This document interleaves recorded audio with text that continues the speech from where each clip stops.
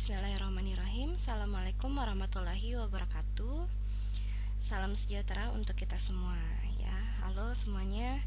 Kita pada pertemuan kali ini akan kembali membahas mengenai standar kebidanan, tapi seri kedua ya. Jadi kita sudah membahas mengenai standar pelayanan kebidanan yang ada 24 butir, kemudian juga standar praktik kebidanan. Mengingatkan kembali kenapa kita atau adik-adik ya terutama harus mengkaji dan membahas mengenai standar kebidanan, karena kita punya kewajiban ya sebagai syarat bidan sebagai jabatan profesional itu harus mempunyai kompetensi yang jelas dan terukur, itu diatur dalam standar kompetensi, dan juga memiliki kode etik bidan itu diatur dalam dalam kode etik bidan, dan keduanya ini tercantum di dalam standar profesi yang baru saja disahkan atau baru saja keluar keputusan Menteri Kesehatan nomor 230 tahun 2020 ini yang mengatur mengenai standar profesi ya, yang di dalamnya mencakup kedua standar ini. Kemudian juga ada standar asuhan kebidanan yang juga merupakan acuan dan syarat bidan sebagai jabatan profesional. Kemarin sudah kita bahas mengenai standar pelayanan kebidanan dan standar praktik kebidanan. Hari ini kita akan membahas mengenai standar asuhan kebidanan dan standar profesi bidan. Masih dengan suara ibu yang agak serak ya. Kebetulan masih kurang fit, tapi mudah-mudahan tidak mengurangi esensi dari penyampaian materi kita hari ini. Dan ibu berharap adik-adik bisa lebih aktif lagi ya dalam pembahasan atau diskusi mengenai materi kita hari ini, karena ini merupakan acuan paling dasar adik-adik ketika nanti pada akhirnya mampu memberikan atau memiliki skill dalam pelayanan asuhan kebidanan. Yang pertama kita bahas adalah mengenai ya standar asuhan kebidanan. Pokoknya yang namanya standar, adik-adik tinggal ingat bahwa itu adalah acuan atau pedoman ya dalam proses pengambilan keputusan dan tindakan yang dilakukan oleh bidan harus sesuai dengan wewenang, karena bidan punya batasan wewenang ya, terutama dalam asuhan kebidanan pada ibu dengan kasus fisiologis atau batasan normal. Dan juga sesuai dengan ruang lingkup praktiknya, nanti kita akan bahas apa saja ruang lingkup praktik kebidanan itu, terutama saat ini kita punya punya batasan kompetensi atau kemampuan yang lebih luas lagi, terutama untuk ahli media kebidanan. Dan semua itu harus berdasarkan ilmu ya, berdasarkan yang disebut dengan evidence based ya, berdasarkan bukti. Dan kiatnya kebidanan mulai dari mengkaji, kemudian setelah itu merumuskan diagnosa dan masalah kebidanan, kemudian setelah itu dilanjutkan dengan menyusun perencanaan. Setelah itu perencanaannya diimplementasikan atau dilakukan, kemudian semua yang sudah kita rencanakan dan lakukan dievaluasi. Tidak lupa dari berbagai format yang sudah kita pelajari di standar sebelumnya adalah pencatatan asuhan kebidanan ya. Jadi berawal dari pembahasan kita mengenai standar asuhan kebidanan, bahwa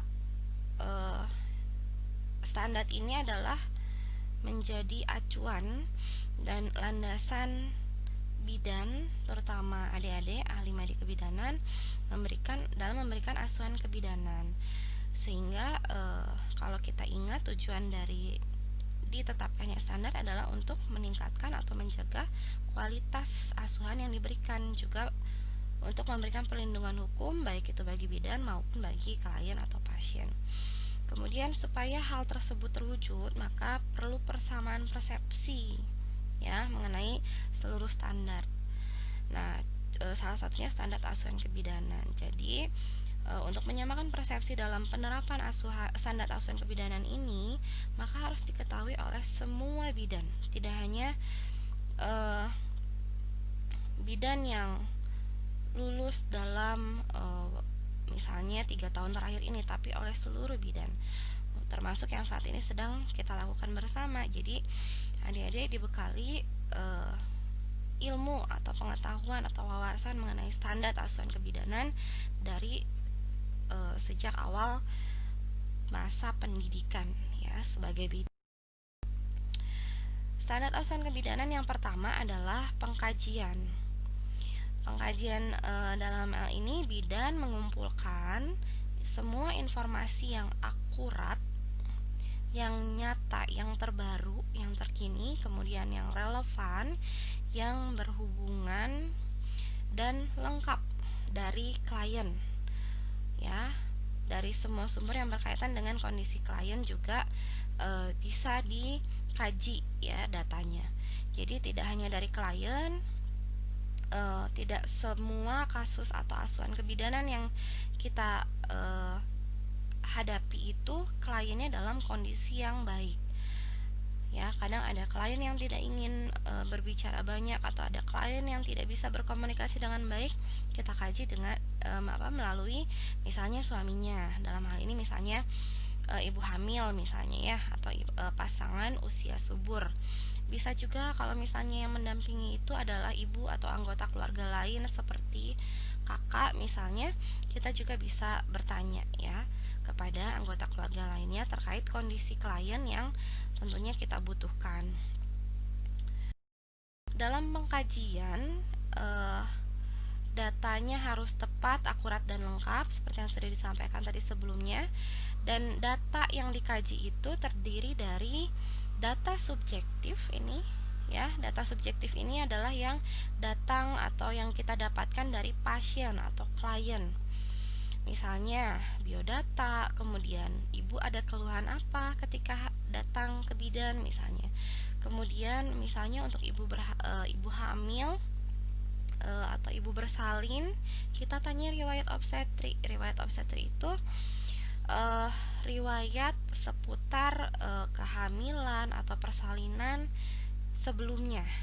Kemudian riwayat kesehatan yang umum, misalnya apakah ibu ada riwayat diabetes, riwayat tekanan darah tinggi, riwayat kesehatan umum yang bisa berkaitan dengan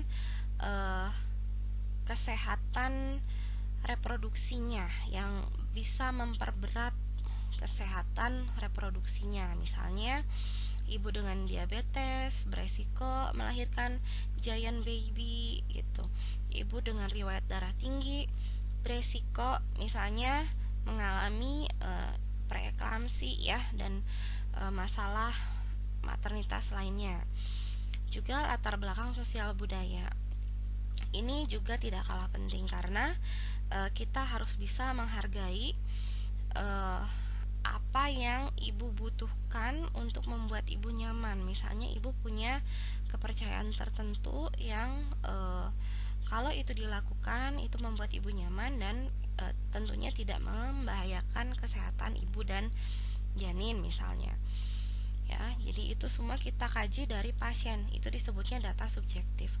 Kemudian ada yang namanya data objektif. Data objektif ini didapatkan dari hasil pemeriksaan, baik itu hasil pemeriksaan fisik, hasil pemeriksaan psikologis, dan pemeriksaan penunjang jika dibutuhkan. Contohnya di sini ada bidan yang misalnya melakukan pemeriksaan dengan cara meraba, disebut dengan pemeriksaan palpasi ya. Kemudian mungkin di sini ada teman sejawat atau teman seprofesi tenaga kesehatan lainnya memeriksakan menggunakan stetoskop. Itu juga nanti hasilnya adalah data objektif. Kemudian mungkin kalau dibutuhkan kita perlu tahu hasil golongan darah ibu, atau misalnya kadar hemoglobin ibu anemia atau tidak. Itu namanya pemeriksaan penunjang. Tapi semua itu sesuaikan dengan kebutuhan kita. Ya.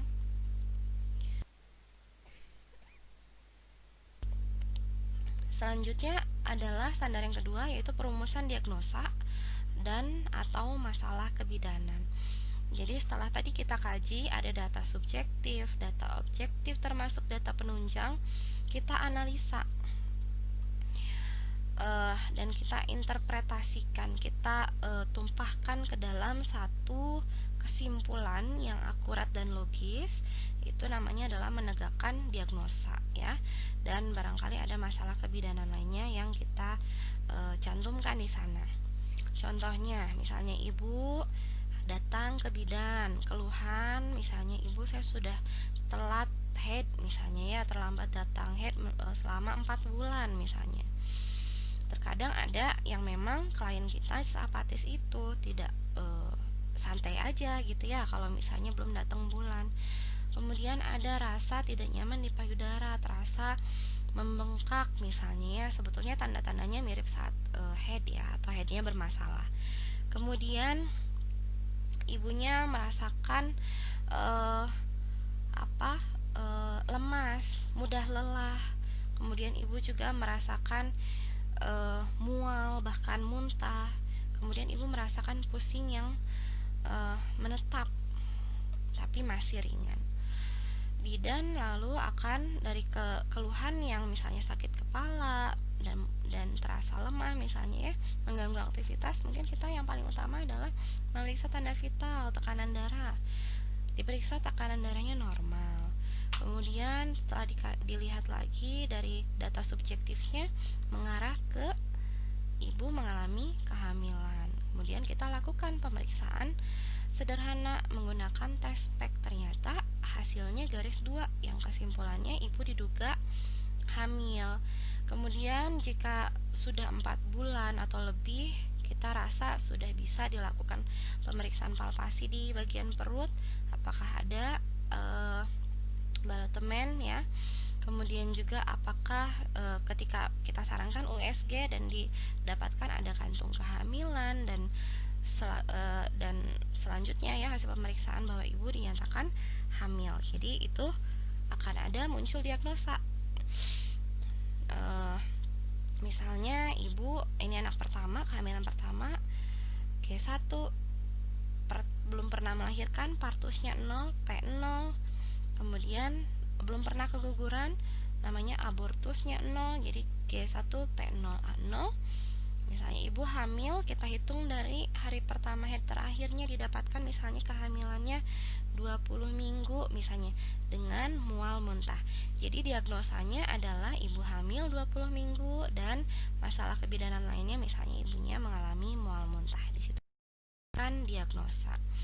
Tapi diagnosa itu tentunya tadi, ya, ada aturannya sesuai dengan nomenklatur kebidanan, di mana ada 68 nomenklatur kebidanan. Tapi jangan khawatir karena nanti adik-adik akan mempelajari secara bertahap, ya. Selama kurang lebih 6 semester ini adik-adik akan mempelajari secara bertahap. Ada nomenklatur diagnosa kebidanan apa saja. Tadi kita dapatkan diagnosanya ibu hamil atau gravida disebutnya, ya, dalam istilah kebidanan. Tadi sudah dirumuskan, kemudian diselesaikan dengan asuhan kebidanan. Kalau kita bisa masih sesuai dengan wewenang bidan, maka kita bisa lakukan secara mandiri asuhan kebidanannya.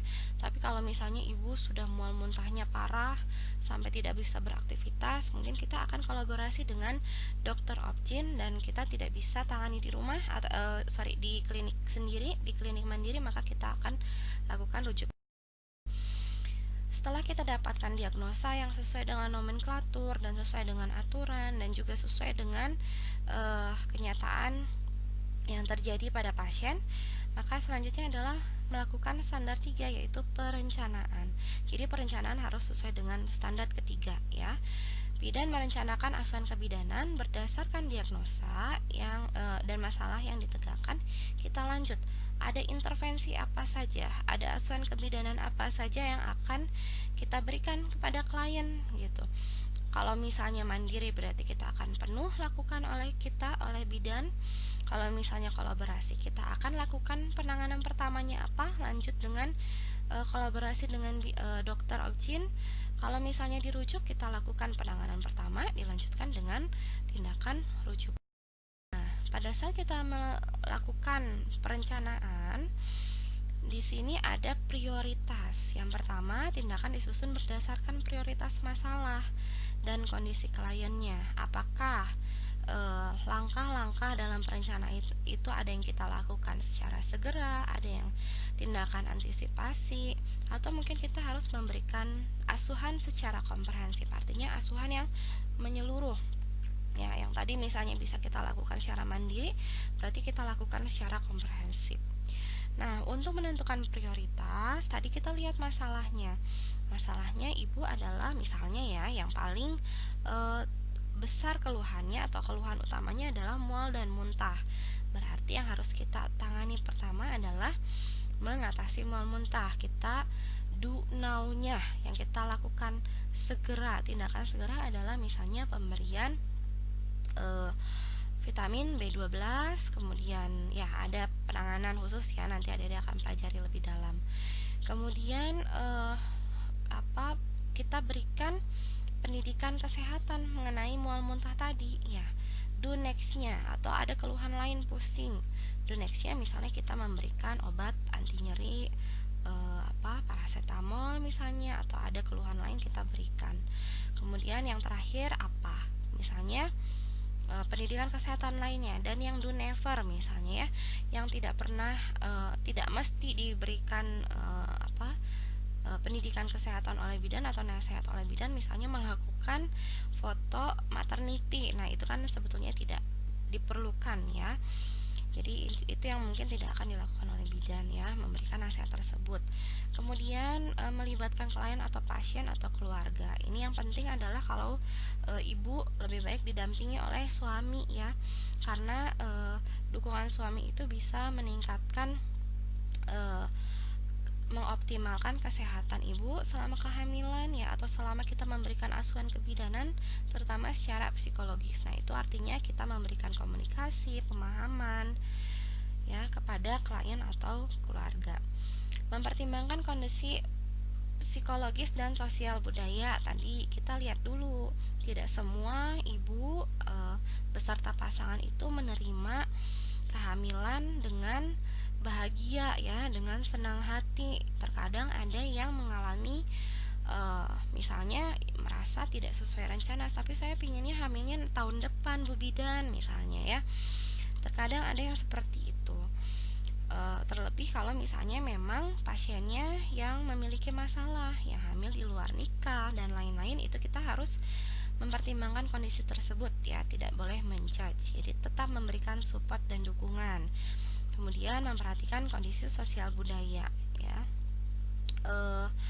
Misalnya pasangan tersebut memiliki kepercayaan yang kuat mengenai bagaimana menghadapi kehamilan, misalnya harus mengadakan selamatan gitu ya. Ada ritual tertentu ya, kita menghargai hal tersebut selama itu tidak membahayakan kondisi ibu maupun janin. Kemudian memiliki tindakan yang aman sesuai kondisi dan kebutuhan klien berdasarkan evidence base tadi ya, berdasarkan bukti evidence base, dan memastikan bahwa asuhan yang diberikan bermanfaat untuk klien. Apa yang kita sampaikan itu semua berorientasi pada prioritas utamanya adalah kesehatan pasien atau klien. Tidak hanya misalnya nanti kalau adik-adik sudah menjadi bidan ya, ada yang mendapatkan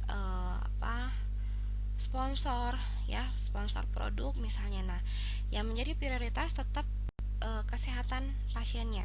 Misalnya sponsor produknya adalah susu ya, susu bayi, susu formula. Nah, karena kita sudah diberikan fasilitas oleh sponsor maka kita merelakan bayi baru lahir misalnya ya, untuk tidak mendapatkan ASI eksklusif karena kita sudah punya sponsor. Nah, itu tidak diperkenankan. Artinya karena yang lebih manfaat itu adalah ASI eksklusif. Jadi kita tekan ego kita untuk memberikan ASI formula. Mungkin yang bisa kita berikan ASI formula yang memang atas indikasi ya. Kemudian mempertimbangkan kebijakan dan peraturan yang berlaku. Jadi semua yang kita berikan tentunya harus dalam batas wewenang kita. Standar implementasi. bidan melaksanakan ya, jadi waktunya action. Tadi perencanaan yang barusan itu kita baru menyusun rencana, sekarang waktunya kita implementasi atau action ya, melakukan tindakan. Bidan melaksanakan rencana asuhan yang tadi secara komprehensif, menyeluruh, efektif ya, sesuai dengan kebutuhan, efisien dalam waktu yang cukup baik dan aman ya, berdasarkan tadi bukti nyata kepada klien dalam bentuk upaya promotif atau memberikan nasihat atau penyuluhan pendidikan kesehatan preventif, pencegahan. Kita memberikan ibu harus meminum obat ini, misalnya ibu harus makannya bagaimana supaya ibu tidak, yang tadi mual muntah, tidak mengalami dehidrasi ya. Kemudian kuratif, kalau misalnya ibu tadi sudah mual muntah, kita memberikan pengobatan dan rehabilitatif. Apa yang sekiranya sudah baik ibu lakukan, kita pertahankan supaya ibu dalam kembali dalam kondisi yang optimal, yang dilaksanakan secara mandiri, kolaborasi maupun. Kemudian kriterianya adalah memperhatikan keunikan klien ya. Jadi klien itu ada yang karakternya unik ya, berbeda-beda. Masing-masing punya karakter. Ada yang kita katakanlah misalnya pasiennya memang manja ya, mungkin akan ada kekhawatiran gitu. Ada juga pasien yang santai-santai aja ketika sudah mendapatkan kabar bahwa pasien tersebut hamil. Ada yang senengnya minta ampun gitu ya, atau ada yang secara usia sudah dewasa tapi secara kepribadian belum dewasa. Jadi kita memperhatikan dari segi bio, psiko, sosial, spiritual, dan kultural. Bio kondisi fisiknya, psiko kondisi kepribadiannya, psikologisnya, sosial bagaimana kehidupan sosialnya dengan lingkungan, kemudian secara spiritual baik itu keyakinan maupun kepercayaan, kemudian secara budayanya bagaimana pasien memiliki semua hal tersebut. Setiap tindakan asuhan mendapatkan persetujuan klien dan keluarganya. Ya, kita memberikan asuhan apa itu ada yang disebut informed consent. Kita memberikan informasi opsi-opsi apa yang bisa ibu dapatkan. Kemudian kita minta persetujuan pasien supaya kita tidak disalahkan. Semua itu hitam di atas putih, artinya ada form persetujuannya, dan kita minta tanda tangan kepada ibu atau klien dan keluarganya yang bertanggung jawab. Kemudian melaksanakan tindakan asuhan berdasarkan tadi ya, evidence based, tidak lepas dari semua jenis asuhan, tahapan asuhan, dan melibatkan klien atau pasien dalam setiap tindakan ya. Jadi misalnya kita mau minta ibu untuk mengatur posisi, silakan ibu berbaring gitu, ibunya berbaring. Kooperatif atau kerjasama. Kemudian setiap kita mau melakukan misalnya tensi saja, ibu kita ukur tensi dulu ya bu ya, tekanan darahnya saya pinjam tangannya bu ya, semuanya kita komunikasikan. Kemudian menjaga privasi klien ya, bagaimanapun kondisi pasien atau klien, kita harga mati untuk tidak menyebarkan kemanapun ya, lebih baik kepada pasien ya kalau memang itu membutuhkan tindakan. Atau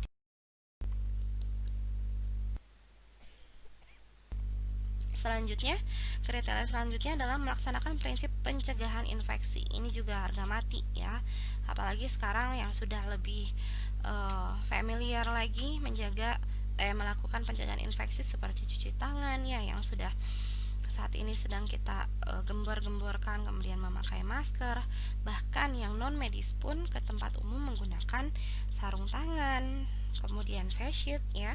Nah, ini adalah hal yang sudah diterapkan oleh seluruh tenaga medis dari zaman dulu ya, setiap melakukan atau memberikan asuhan kebidanan, karena kita menganggap setiap pasien itu beresiko menyebarkan infeksi. Ini perlindungan dari bagi kita supaya tidak terkena infeksi atau penyebaran infeksi dari pasien. Begitupun kita tidak tahu tenaga kesehatan atau bidannya dalam kondisi yang sehat atau tidak ya, itu merupakan perlindungan bagi pasien. Kemudian mengikuti perkembangan kondisi klien secara berkesinambungan untuk mengetahui apakah pasiennya mengalami kemajuan dalam penyembuhan ya, dalam perbaikan keadaan setelah bersalin misalnya. Kemudian ibu tadi yang ada keluhan mual muntah, kita lihat apakah ibu membaik atau tidak. Nanti kan kaitannya dengan kesehatan atau kondisi janin. Kemudian menggunakan sumber daya atau dalam hal ini misalnya bisa sumber daya manusia atau misalnya fasilitas, sarana dan fasilitas yang ada dan sesuai. Di sini bisa adik-adik lihat ada yang namanya kondom kateter ya. Dalam kondisi tertentu kita tidak memerlukan kalau misalnya ini tujuannya adalah untuk mencegah atau mengatasi perdarahan ya pada ibu yang sudah bersalin. Nah, kondom kateter ini merupakan salah satu alternatif ketika kita harus merujuk pasien. Jadi, sebelumnya kita harus memasukkan tangan kita ke dalam ruang rahim ibu. Cuman hal tersebut kalau misalnya perjalanan merujuknya cukup lama, tentu akan membuat badannya juga kelelahan ya. Jadi tidak efektif nanti menekan. Jadi di sini yang ditekan adalah pembuluh darah yang terbuka.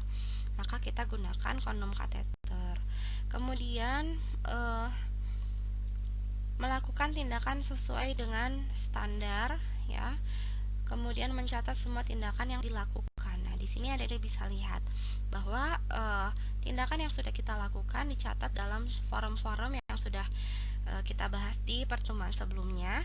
Dan sekarang dengan era transformasi digital, kita mencatat semua bahkan secara komputerisasi ya, secara digital. Dengan sangat mudah kita tinggal mengklik dan mengetik saja ya, dengan keyboard, tidak usah capek-capek dengan pulpen tulis tangan. Itu metode pencatatan yang standar. Selanjutnya adalah evaluasi. Yang sudah tadi kita lakukan actionnya, kita evaluasi. Evaluasi dilakukan secara sistematis dan terus-menerus berkesinambungan untuk melihat apakah rencana tadi efektif. Ya, asuhan yang kita berikan itu apakah efektif sesuai dengan perubahan perkembangan kondisi klien. Kalau misalnya kondisi klien membaik, berarti dinyatakan efektif. Kalau sebaliknya berarti dinyatakan tidak efektif. Karena ini namanya evaluasi, maka dilakukan segera setelah selesai melaksanakan asuhan. Misalnya, tindakan yang dilakukan adalah misalnya tadi pemberian vitamin B12 sudah dilakukan, evaluasinya adalah sudah dilakukan, kemudian secara berangsur ibu berkurang rasa mualnya, atau misalnya yang rawat inap juga begitu. Evaluasi segera dicatat ya, kalau hasilnya positif langsung dicatat dan dikomunikasikan kepada klien. Hasil pemeriksaan dan perkembangan klien kita sampaikan, ibu tadi sudah saya lakukan pemeriksaan, hasilnya sekian, bagaimana kita jelaskan kepada pasien. Kemudian dilakukan sesuai dengan standar evaluasinya ya, ada standar khusus untuk kita lakukan evaluasi. Kemudian hasil evaluasi ditindaklanjuti sesuai dengan kondisi klien. Kalau membaik diteruskan, kalau memburuk dihentikan ya. Cari standar selanjutnya adalah pencatatan asuhan kebidanan. Bidan melakukan pencatatan secara lengkap, akurat, singkat, dan jelas mengenai keadaan atau kejadian yang ditemukan dan dilakukan dalam memberikan asuhan kebidanan. Pencatatan yang dilakukan oleh bidan dengan metode dokumentasi SOAP, yaitu data subjektif, data objektif, assessment, dan planning, atau yang biasa kita sebut dengan P-nya penata laksanaan, atau yang biasa kita singkat dengan SOAP ya. Nanti adik-adik akan mencatat atau menulis dokumentasi. Lanjut dulu ke pencatatan dilakukan segera ya, tadi setelah melaksanakan tindakan atau asuhan di formulir. Nah, ini macam-macam jenis formulirnya. Yang pertama ada rekam medis. Di sini ada dua ya. Yang satu rekam medis dalam bentuk paper atau di atas kertas, ada forumnya. Kemudian ini rekam medis dalam bentuk digitalisasi, sudah ada di komputer ya atau PC. Kemudian ini KMS, kartu menuju sehat. Ini adalah KMS terbaru, yang satu untuk anak perempuan dan ini untuk anak laki-laki ya. Mungkin adik-adik kalau ada yang punya adik gitu ya, suka ke posyandu, punya ibu ada buku pink, ini namanya buku KIA ya.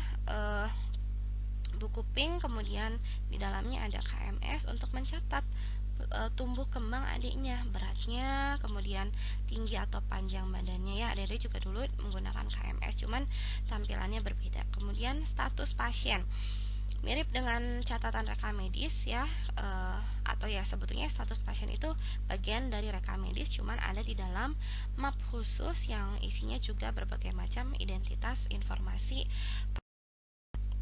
Kemudian ini yang kita gunakan adalah SOAP. Ini formatnya yang umum seperti ini, diawali dengan identitas pasien, ada nomor registrasi atau nomor rekam medisnya, kapan kita mengkajinya. Nah, ini data subjektifnya.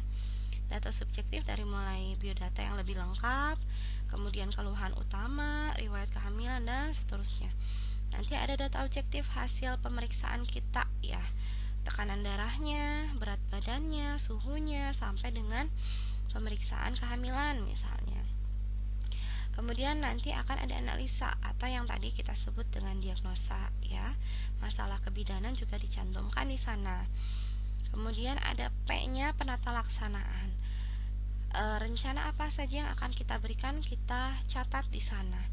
Ada tindakan segera, tindakan komprehensif, penyuluhan ya. Kemudian dukungan, ada kolaborasi dengan dokter, kita cantumkan di sana. Ada evaluasi yang kita lakukan, dicantumkan juga di sana. Ya, ada follow up. Nah, ini hanya pembanding saja. Kalau standar asuhan kebidanan tadi kita ada 6 ya. Yang pertama pengkajian, kemudian perumusan diagnosa dan atau masalah, kemudian perencanaan, implementasi, evaluasi, dan pencatatan asuhan kebidanan. Kemudian ada nanti adik-adik mempelajari mengenai manajemen 7 langkah Varney ya. Di sini ada jadi tahapannya sama, pengkajian, perumusan diagnosa, perumusan diagnosa potensial, sedikit berbeda tapi di tahapan yang sama. Kemudian tindakan perencanaan. Jadi kalau di standar asuhan itu perencanaan, kalau di langkah Varney itu ada rumusan diagnosa, potensial, kemudian tindakan segera dan perencanaan. Kemudian di implementasinya di sini disebutnya dengan intervensi, evaluasinya sama. Kemudian kalau dokumentasinya tadi yang SOAP, SO data subjektif objektif masuk ke pengkajian, analisa masuk di perumusan diagnosa, dan penata laksanaan masuk di perencanaan sampai dengan pencatatan asuhan kebidanan. Itu adalah standar asuhan kebidanan yang menjadi acuan adik-adik ketika memberikan asuhan ya, dari mulai pengkajian sampai dengan pencatatan.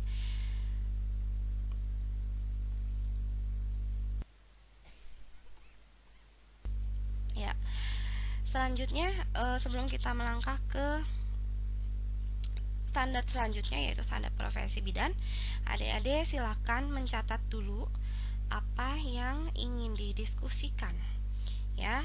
Mudah-mudahan kali ini lebih aktif. Jadi semua wajib mengutarakan mengenai asumsinya terhadap standar asuhan kebidanan ya, yang dari pengkajian sampai dengan pencatatan. Ya, seperti yang sudah Ibu sampaikan bahwa standar profesi bidan ini mengatur mengenai standar kompetensi dan kode etik profesi.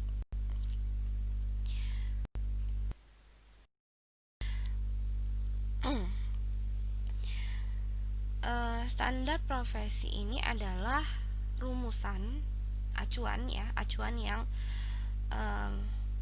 di dalamnya terkandung rumusan tentang penampilan atau nilai yang diinginkan dan yang mampu dicapai oleh bidan berkaitan dengan parameter yang telah ditetapkan, yaitu standar dalam pelayanan kebidanan yang menjadi tanggung jawab profesi, serta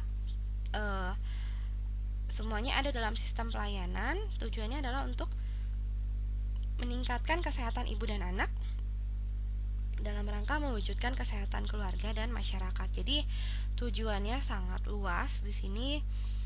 Tanggung jawab bidan tidak hanya di level pasien atau klien sebagai individu, tapi juga klien kita sebagai keluarga ya, dalam keluarga dan juga masyarakat. standar profesi ini mengatur standar kompetensi dan dan kode etik bidan ya, yang merupakan amanah atau turunan dari undang-undang tentang kebidanan sebagai kerangka hukum bidan sebagai profesi, juga sebagai landasan hukum yang kuat. Kemudian aturannya spesifik dan juga strategis. Undang-undang tersebut mengatur standar pendidikan, standar pelayanan, ya, organisasi profesi, dan standar profesi yang kali ini kita bahas, juga yang lainnya. Nah, turunan selanjutnya adalah Keputusan Menteri Kesehatan atau KMK ya. Jadi standar profesi ini diatur dalam Keputusan Menteri Kesehatan nomor 320. Tadi Ibu salah sebut nggak ya di awal ya? 230 khawatirnya. Harusnya 320 ya, 320 tahun 2020 ini baru sekali ya dikeluarkan, yaitu mengenai standar profesi bidan.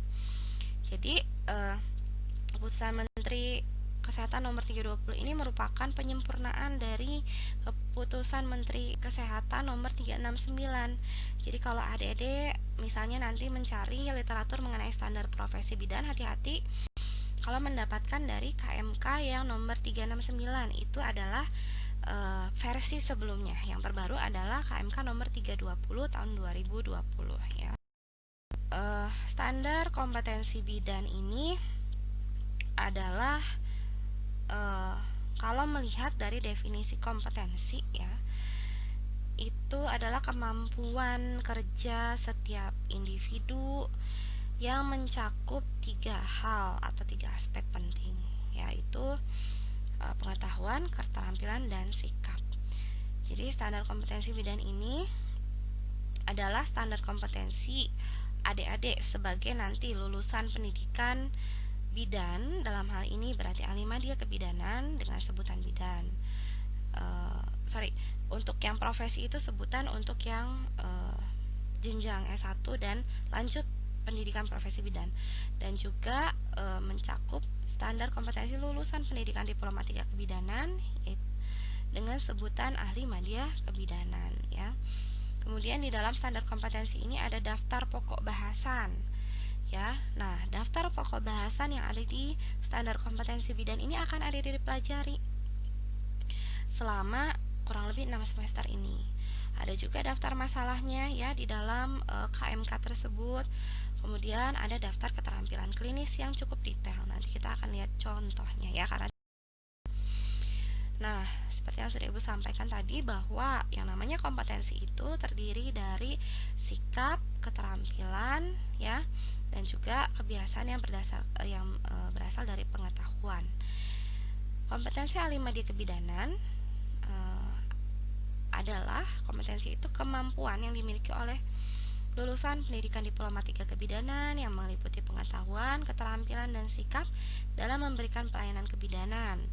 Nah, lingkupnya adalah bayi baru lahir atau neonatus, bayi, balita, dan anak sekolah, pada ibu di masa kehamilan, ibu di masa persalinan, ibu di masa nifas, dan pelayanan keluarga berencana, serta keterampilan dasar praktik klinik kebidanan. Ini adalah area kompetensi adik-adik ya. Jadi standar kompetensi bidan ini terdiri atas 7 area kompetensi. Yang mendasar, yang menjadi fondasi adalah etik legal dan keselamatan pasien. Kemudian selanjutnya adalah komunikasi efektif, dan seterusnya, sampai dengan kalau area kompetensi, ketujuh area kompetensi ini sudah dikuasai, maka adik-adik akan dinyatakan kompeten sebagai bidan, mampu ya. Nah, sesuai dengan definisi kompetensi tadi, maka kompetensi bidan ini tidak hanya keterampilan saja ya. Jadi untuk menjadi bidan itu tidak hanya misalnya mampu melakukan tidak hanya mampu menolong persalinan saja, tapi kita harus tahu ya, didukung dengan area kompetensi lainnya, harus tahu bagaimana itu proses persalinan ya, yang disebut dengan patofisiologinya, apa dasarnya kita melakukan tindakan ini, tindakan pertolongan persalinan ini. Kemudian kita juga mempelajari bagaimana mekanisme kerja obat yang kita berikan. Ya, karena sebagai seorang profesional, bidan itu harus kompeten dari mulai aspek etiknya. Yang pertama nih, yang paling mendasar, dan keselamatan bidan maupun klien. Bagaimana melakukan komunikasi di area kompetensi 6 ini. Kemudian misalnya sebagai tindakan preventif atau pencegahan maupun pengobatan atau kuraktif, dan juga manajemen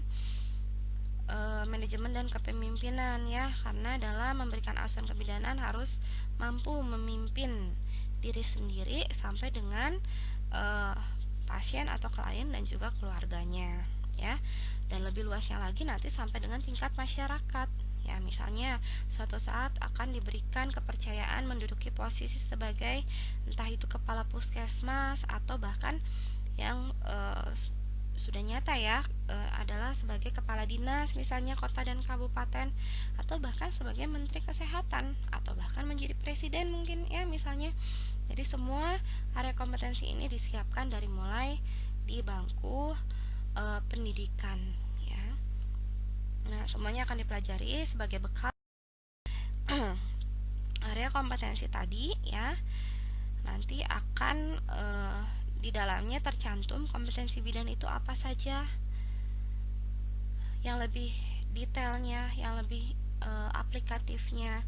Kemudian pada akhirnya adalah harapannya memberikan pelayanan asuhan kebidanan yang berkualitas. Jadi kompetensi bidan ini menjadi dasar ya dalam memberikan atau acuan dalam memberikan asuhan kebidanan yang menyeluruh, efektif, efisien, dan aman ya, selalu berdasarkan evidence based, hasil penelitian dalam bentuk upaya promotif atau edukasi kesehatan, pencegahan, pengobatan, dan rehabilitatif yang dilaksanakan secara mandiri, kolaborasi.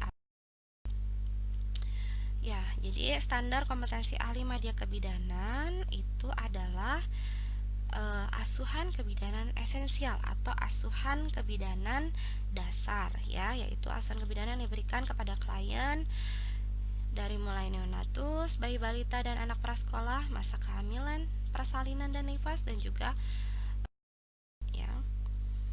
Nah, ini adalah area komponen kompetensi ahli media kebidanan.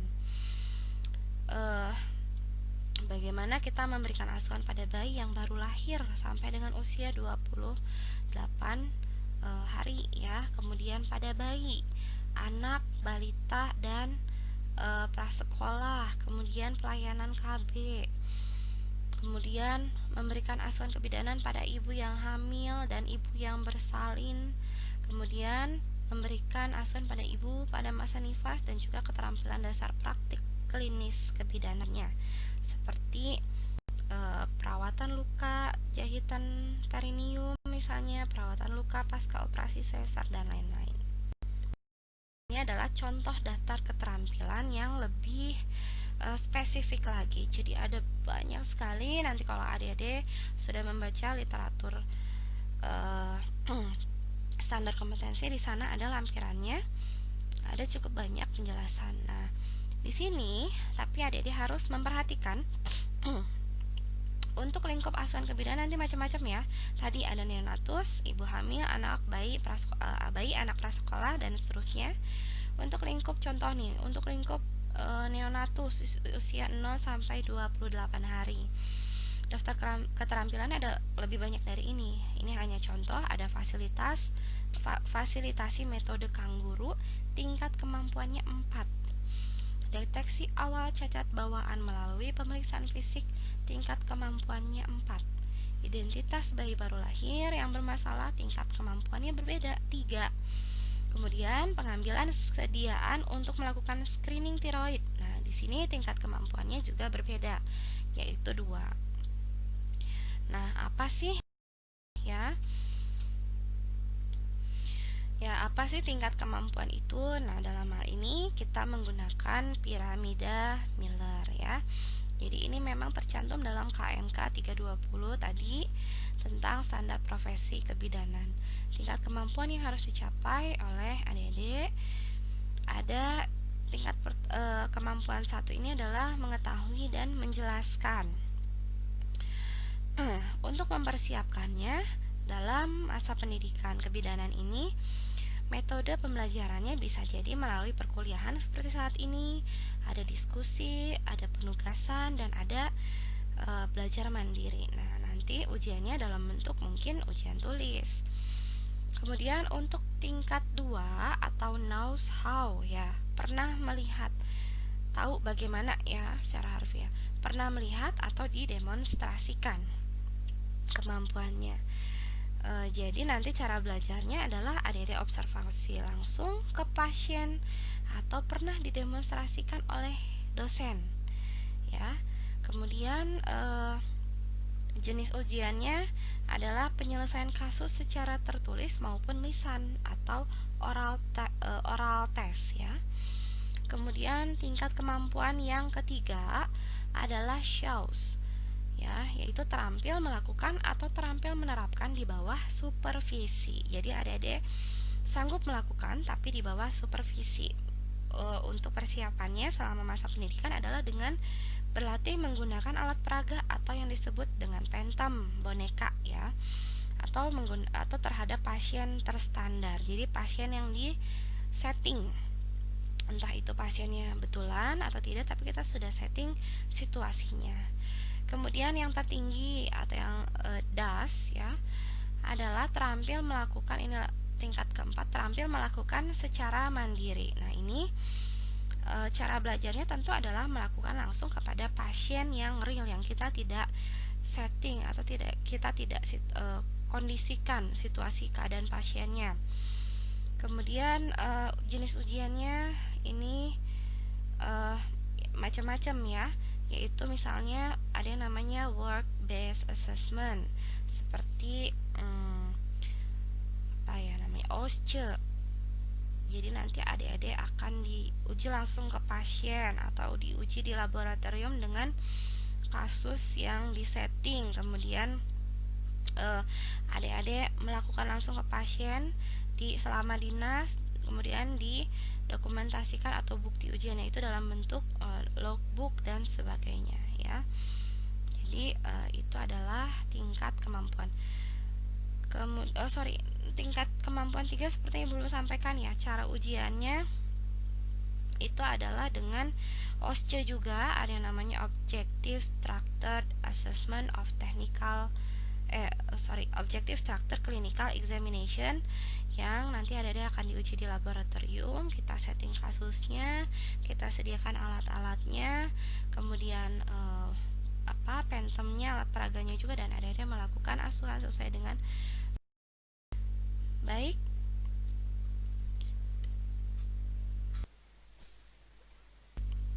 Ya, itu tadi adalah mengenai standar kompetensi ya. Jadi sebelum Ibu melangkah ke kode etik bidan,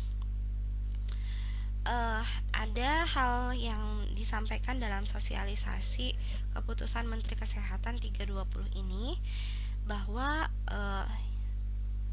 ada yang dibedakan di daftar keterampilan. Nanti kalau adik-adik melihat langsung isi dari draft keputusan Menteri Kesehatan nomor 320 ini, sampai dengan tahun 2026, keterampilan yang dimiliki oleh bidan dan ahli media kebidanan dalam beberapa keterampilan klinis yang fisiologis itu sama. Jadi lulusan profesi bidan atau dalam hal ini S1 ya, maupun ahli media kebidanan atau lulusan diploma 3 kebidanan itu dapat melaksanakan praktik kebidanan esensial secara mandiri. Misalnya membuka praktek ya di tempat praktik mandiri bidan atau PMB, terhitung sebelum Undang-Undang nomor 4 ya yang baru saja disahkan tentang kebidanan diundangkan sampai dengan 7 tahun kemudian setelah undang-undang disahkan. Karena undang-undang disahkan tahun 2019, maka 7 tahun kemudian itu di tahun 2026. Sampai dengan tahun tersebut, termasuk adik-adik nanti sudah lulus itu masih bisa membuka praktik mandiri bidan atau PMB. Tapi setelah tahun 2026, setelah 7 tahun pasca undang-undangnya disahkan, keterampilan yang harus dimiliki oleh bidan atau teman-teman dari S1 dan A5 dia kebidanan atau adik-adik nanti setelah lulus itu berbeda, dibedakan, sehingga praktik kebidanan secara mandiri hanya bisa dilakukan oleh teman-teman dari program S1. Tapi jangan khawatir, adik-adik yang dari program A5 dia kebidanan tetap bisa berprofesi bahkan di dua tempat ya. Misalnya di PMB milik teman-teman yang S1, atau misalnya sore itu paginya misalnya ya, nanti sorenya di puskesmas. Jadi yang penting harus ada di dua tempat yang berbeda, yang memiliki izin berbeda ya. Begitu. Jadi masih banyak juga hal-hal yang bisa ada lakukan. Saat ini banyak sekali. Misalnya nanti kalau setelah tahun 2026 adik-adik dari ahli media kebidanan tidak bisa memberikan misalnya asuhan kebidanan pemasangan KB tertentu, misalnya implan. Tapi kalau misalnya adik-adik sudah memiliki sertifikat pelatihan namanya CTU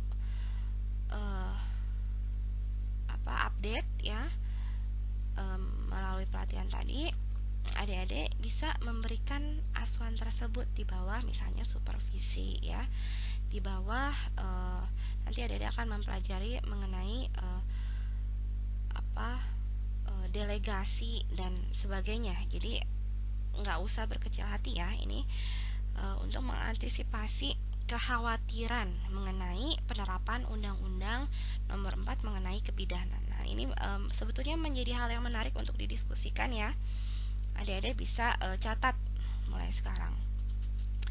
Baik, kita lanjutkan ke materi selanjutnya mengenai kode etik bidan. Jadi kode etik bidan ini, mohon maaf ya. Kode etik bidan ini bersamaan dengan standar kompetensi itu diatur dalam standar profesi di dalam KMK 320. Nah, Ibu rasa untuk memahami lebih baik lagi, adik-adik bisa mencatat secara sederhana ya poin-poin penting tadi. Karena memang butuh penalaran melalui redaksi secara visual, artinya mencatat dan kita pelajari. Ya, kode etik bidan. Jadi kode etik ini adalah norma-norma ya, berkaitan memang dengan etika yang ada dipelajari secara terpisah di mata kuliah etika dan hukum kesehatan ya. Jadi kode etik bidan mungkin di sana akan dibahas lebih dalam.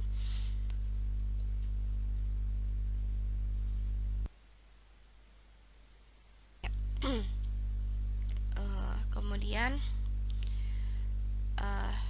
ini adalah ya Ibu ulang ya, norma-norma yang harus diindahkan oleh setiap profesi di dalam melaksanakan tugas profesinya di dalam dan dalam hidupnya di masyarakat. Dalam hal ini berarti bidan harus menerapkan kode etik bidan. Bidan harus menerapkan, artinya bidan harus menerapkan norma-norma yang harus diindahkan oleh setiap bidan di dalam melaksanakan tugas sebagai bidan profesinya dan dalam hidupnya di masyarakat. Terlepas sudah sedang tidak berdinas pun kode etik ini melekat ya.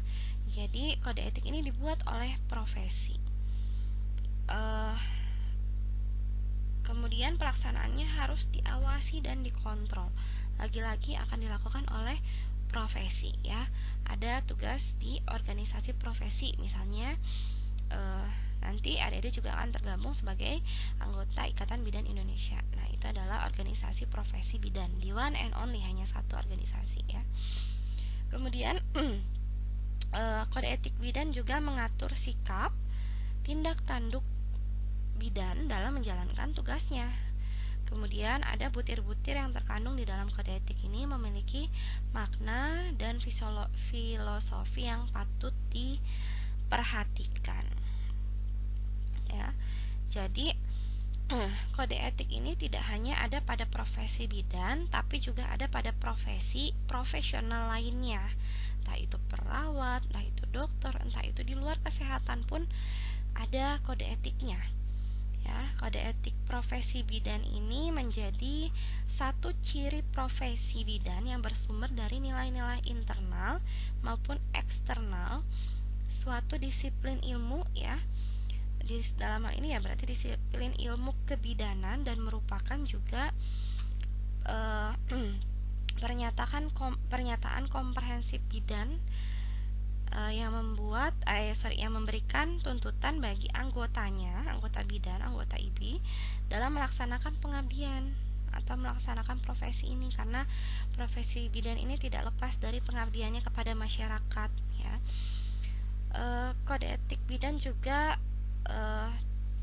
tidak lain menjadi pedoman, ya, dalam tata cara adik-adik nanti sebagai bidan dan keselarasannya dalam pelaksanaan pelayanan profesional bidan, ya. Tujuannya karena memang segitunya, ya, tindak tanduk bidan itu diatur dengan sangat ketat, kedisiplinannya dan seterusnya.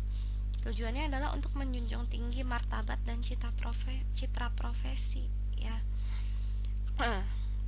Yang paling parah saja kalau ada bidan misalnya yang membantu atau bahkan melakukan proses abortus, ya, menggugurkan yang atau melakukan segala tindakan di luar wewenangnya, maka secara otomatis atau spontan ketika kita melihat berita tersebut akan merasa kecewa, merasa malu, merasa tidak terima, ya, karena secara tidak langsung merasa profesinya dicoreng, ya. Jadi itu adalah salah satu bentuk pelanggaran kode etik, terlebih lagi pelanggaran pidana, ya.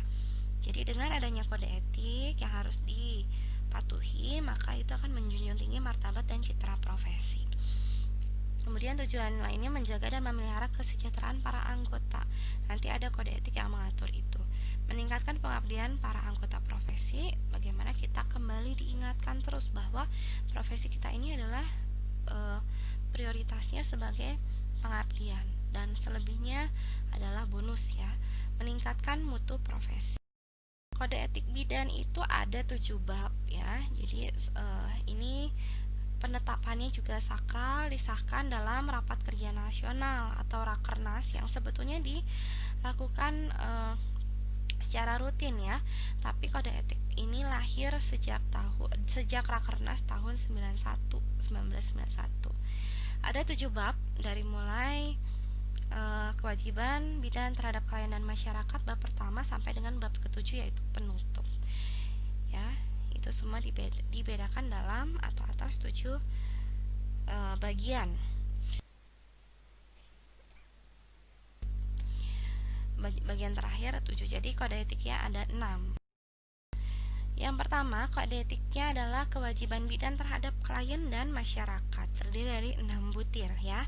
Tapi masing-masing butirnya ini memiliki kata kunci atau keywordnya.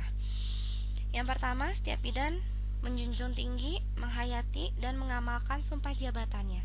Ketika adik-adik nanti lulus wisuda, itu akan diangkat sumpah secara sakral, dipandu oleh atau diambil sumpahnya oleh organisasi profesi, dalam hal ini IBI, disaksikan oleh ketua senat atau ketua stikes, kemudian juga oleh rohaniwan, ya, nanti sesuai dengan agama masing-masing. Semua itu diamalkan dalam melaksanakan tugas pengabdiannya. Kemudian setiap bidan menjalankan profesinya itu menjunjung tinggi, ini ada typo, ya, mohon maaf, harkat martabat kemanusiaan yang utuh dan memelihara citra bidan. Tidak ada bidan yang merendahkan satu klien pun, ya, sekalipun kliennya salah di mata bidannya secara pribadi, tidak boleh kita menjudge. Batasan kita hanya sebatas memberikan asuhan. Kemudian bidan menjalankan tugasnya berpedoman pada peran. Nanti akan ada sesi khusus mengenai peran, tugas, dan tanggung jawab bidan sesuai dengan kebutuhan klien. Kemudian menjalankan tugas dengan mendahulukan kepentingan klien, Ya, prioritasnya adalah kebermanfaatan kepada klien, mendahulukan hak klien dan menghormati nilai yang berlaku di masyarakat. Kemudian menjalankan tugas, mendahulukan kepentingan klien, keluarga, dan masyarakat dengan identitas yang sama. Kita menganggap semua klien memiliki hak yang sama, entah itu menurut kita memiliki harta yang banyak, memiliki harta yang sedikit, profesi yang baik, profesi yang misalnya penghasilannya sedikit, ya, itu semua identitasnya sama. Kemudian menciptakan suasana yang serasi dalam hal ini dalam menjalin hubungan, membangun hubungan yang nyaman, mendorong partisipasi masyarakat, ya, untuk meningkatkan derajat kesehatannya. Bidan nanti akan memiliki peran untuk menggerakkan peran masyarakat untuk kesehatan mereka sendiri, ya. Ini disebut dengan pemberdayaan. Yang kedua adalah kewajiban bidan terhadap tugasnya. Tadi kewajiban bidan terhadap klien, yang sekarang adalah dengan terhadap tugasnya. Pertama, bidan memberikan pelayanan yang menyeluruh kepada klien, tidak hanya bagian memberi obatnya saja, tidak hanya bagian memeriksanya saja, tapi menyeluruh dari pengkajian sampai dengan pencatatan dan evaluasi, ya, kepada klien, keluarga, dan masyarakat sesuai dengan kemampuan dan wewenang profesi, berdasarkan kebutuhan klien, sakit keluhannya apa, yang diberikan asuhannya apa, harus sesuai.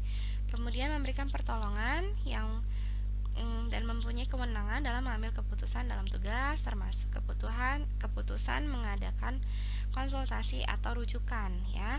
Jadi kalau tidak dibutuhkan intervensi obat, pemberian obat, ya kita cukup memberikan konsultasi. Kalau misalnya ternyata sudah di luar wewenang kita, maka kita harus lakukan rujukan. Setiap bidan menjamin kerahasiaan keterangan yang dapat dan atau dipercayakan kepadanya.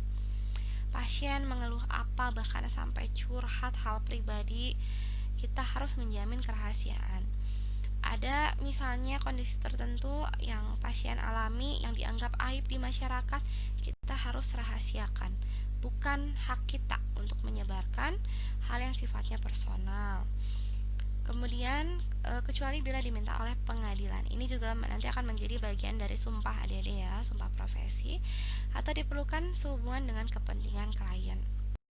Selanjutnya adalah kewajiban bidan terhadap sejawat, ya, sudah dengan tugasnya, sekarang dengan sejawat dan tenaga kesehatan lainnya, dengan sesama bidan, dengan dokter, dengan rekam medis, rekam dari analis kesehatan, dan seterusnya. Setiap bidan harus menjalin hubungan dengan teman sejawatnya untuk menciptakan suasana kerja yang sesuai. Kita akan enak, ya, kerja kalau misalnya suasana kerjanya juga bersahabat, kondusif, ya. Kemudian melaksanakan tugas harus saling menghormati, baik terhadap sejawat maupun tenaga kesehatan lainnya. Yang paling erat kaitannya adalah dengan perawat dan dokter objin. Ada situasi tertentu, misalnya di rumah sakit, yang kita saat membantu persalinan, memberikan asuhan kebidanan persalinan, kemudian tahapan selanjutnya pada asuhan neonatus bisa jadi akan diambil alih oleh teman-teman perawat di ruang perinatologi. Nah, itu adalah bentuk kerjasama, ya, saling menghormati tugasnya masing-masing. Meskipun bidan punya kewenangan dalam memberikan asuhan pada bayi baru lahir, tapi ada job desk-nya di situasi tertentu, di instansi tertentu. Selanjutnya, bidan juga punya kewajiban terhadap profesinya, berbeda dengan tugasnya. Setiap bidan menjaga nama baiknya, menjunjung tinggi citra profesinya, dan menampilkan kepribadian yang tinggi, memberikan pelayanan yang bermutu kepada masyarakat. Profesi manapun yang berpotensi atau bisa merusak profesi tersebut adalah anggota profesinya. Yang bisa merusak profesi bidan hanya anggota bidan sendiri. Mau dikomporin dari luar profesi lain, selama bidannya bisa menjunjung tinggi cita profesi, maka profesi itu tidak akan rusak. Kemudian menampilkan kepribadian yang tinggi. Ya, makanya kenapa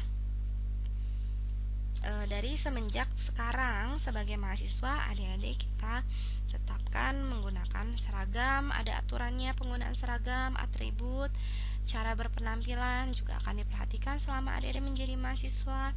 Kalau ada yang mungkin make upnya berlebihan akan kita ingatkan.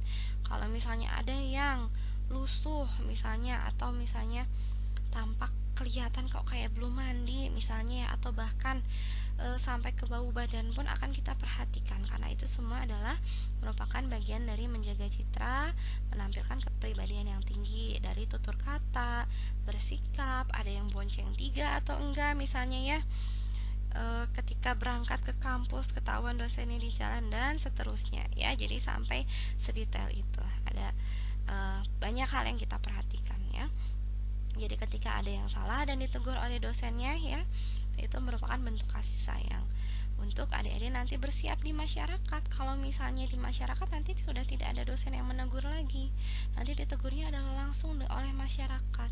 Bahkan lebih parahnya lagi ditegur oleh hukum kalau misalnya kebablasan ya, sampai melakukan amit-amitnya pelanggaran pidana ya. Jadi hal-hal kecil akan kita jaga ya adik-adik dari mulai di masa pendidikan ini. Kemudian setiap bidan harus senantiasa mengembangkan diri dan kebidanan komunitas atau kebidanan komunitas itu kebidanan di masyarakat, meningkatkan kemampuan profesi sesuai dengan perkembangan ilmu pengetahuan dan teknologi. Jadi adik-adik nanti akan ada yang namanya surat tanda registrasi atau kalau dulu namanya itu SIB, surat izin bidan. Ya, jadi itu semua hanya berlaku 5 tahun dan harus diperpanjang setiap 5 tahunnya. Nah, salah satu syarat untuk memperpanjang STR tersebut adalah dengan mengumpulkan yang namanya SKP ya, ada satuan kredit poin profesi ya, dengan cara mengikuti pelatihan. Itu adalah bentuk pengembangan dirinya, mengikuti seminar, workshop misalnya, atau bahkan adik-adik misalnya melanjutkan pendidikan ya. Kemudian meningkatkan kemampuan profesi sesuai dengan perkembangan ilmu pengetahuan dan teknologi. Mungkin saat ini atau ya contoh yang sudah ada dulu kita mendokumentasikan asuhan di tulis tangan. Sekarang sudah ada mulai di komputer ya. Kemudian sudah ada rekam medik yang tinggal diketik, atau bahkan kita dengan voice note saja itu sudah bisa dirubah menjadi teks ya, secara komputer atau secara digital. Nah, itu semua bagian dari kewajiban ini. Kemudian setiap bidan berperan serta dalam kegiatan penelitian. Adik nanti akan mempelajari peran-peran bidan sebagai peneliti, sebagai pendidik dan lain sebagainya, dan kegiatan sejenisnya yang dapat meningkatkan mutu dan citra profesinya. Ada kalanya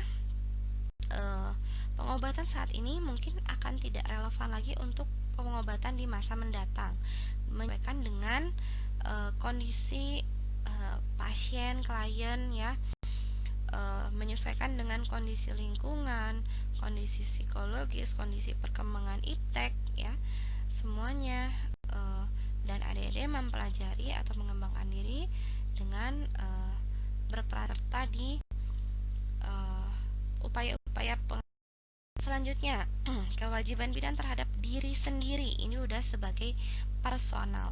Bidan harus memelihara kesehatannya agar dapat melaksanakan tugas profesi yang baik. Kita harus menyelamatkan diri sendiri dulu sebelum menyelamatkan orang lain, membantu diri sendiri dulu sebelum membantu klien ya. Kemudian bidan berusaha meningkatkan pengetahuan dan keterampilan sesuai dengan perkembangan iptek ya. Mungkin kalau dulu ada yang namanya KB implan itu sampai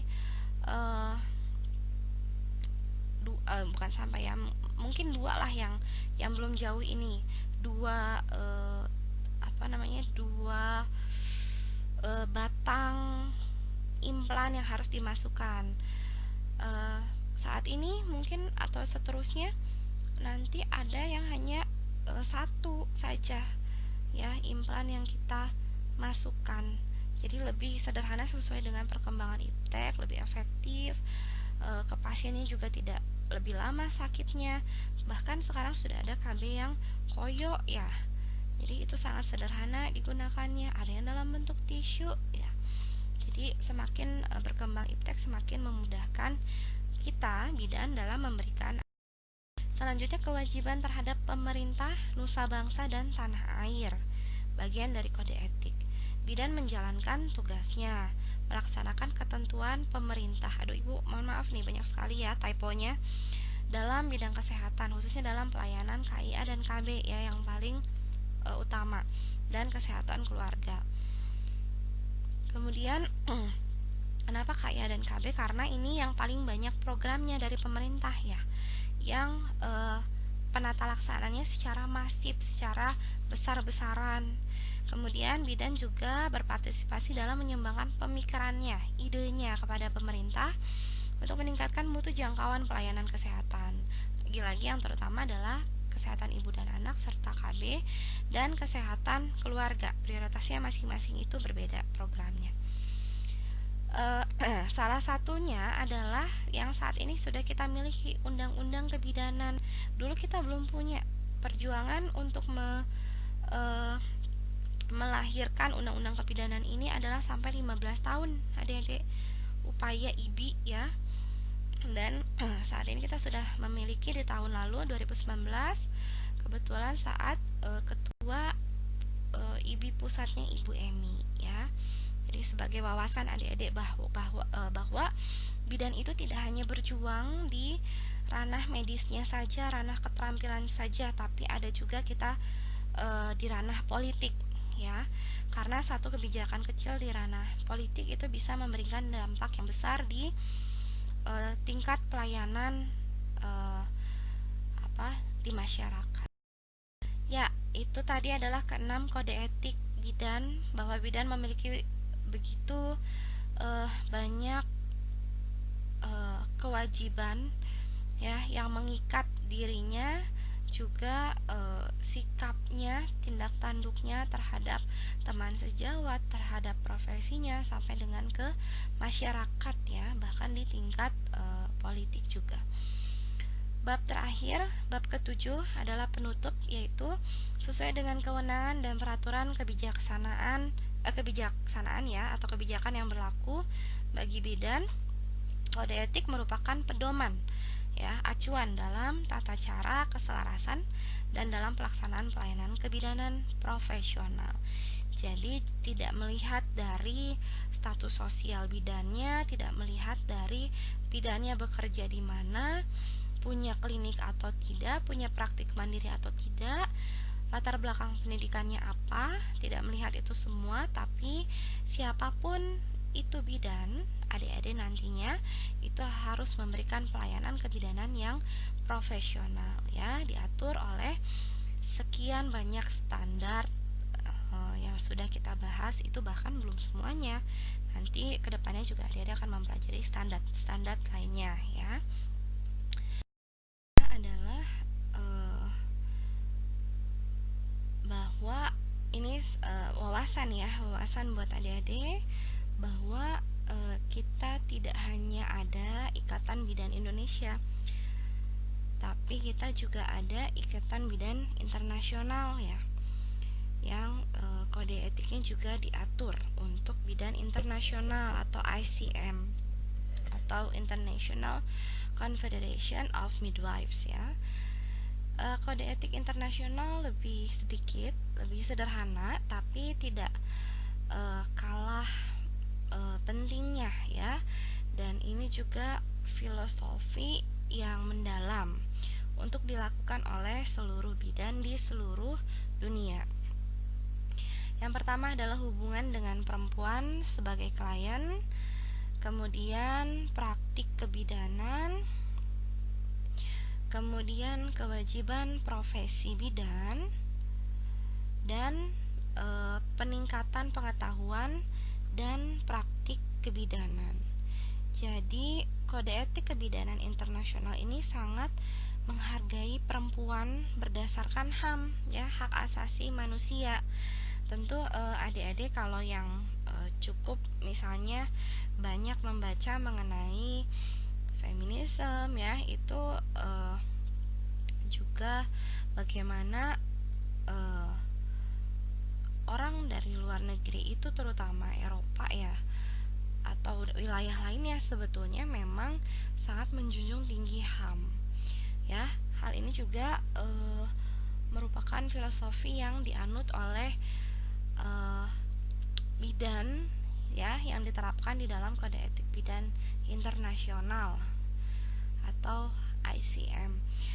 Jadi mencari keadilan ya bagi semua klien maupun bidannya dalam memperoleh akses terhadap layanan kesehatan, dan itu semua didasarkan atas hubungan yang saling menguntungkan dengan penuh hormat. Jadi adik-adik coba nanti lihat mungkin yang paling mudah dari Instagram ya, bagaimana akun-akun bidan di luar negeri itu bahkan tidak sedikit yang melakukan home birth gitu, meskipun terlepas dari ada pro kontra ya dalam beberapa hal yang diterapkan di luar negeri ya, tapi rasa saling percaya ya yang bermartabat bagi seluruh anggota masyarakat dan bidan itu sangat tinggi. Kemudian operasionalisasi kode etik kebidanan ini, kemudian juga kewajiban profesi, peningkatan pengetahuan dan